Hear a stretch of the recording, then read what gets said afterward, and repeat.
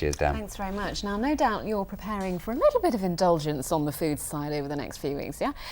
But will you feel just the tiniest bit guilty as you open yet another tin of processed goodness knows what for your dog? Well, be inspired by Marjorie Walsh, who runs a kennels in Worcestershire. She's sharing her 4-star doggy recipes with others. Satnam Rana's been to see what's on the menu. Now, what do you do when it comes to feeding your dog? Reach for the nearest cupboard and a tin of food?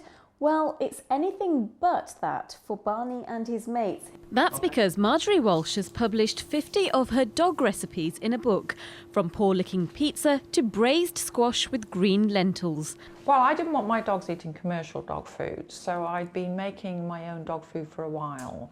And then somebody thought it would be a good idea if I took some of the recipes I made for my dogs and put them into a book. She says the dogs are much better for eating fresh food. They have really good health, their breath doesn't smell, and they hardly ever poop.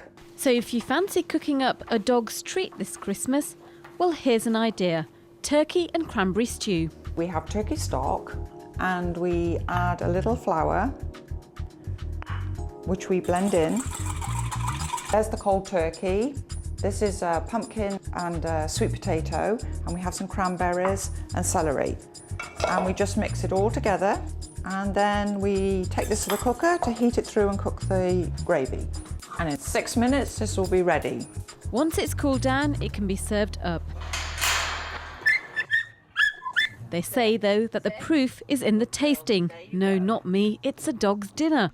And before you know it, the stew is wolfed down. Satnam Rana, BBC Midlands Today, Worcester. Really takes the biscuit, doesn't it? Yeah. And if you were taken by the thought of turkey and cranberry stew for your dog, well, then the recipe is on our BBC website, along with plenty more information. Just log on to bbc.co.uk/Hereford and Worcester.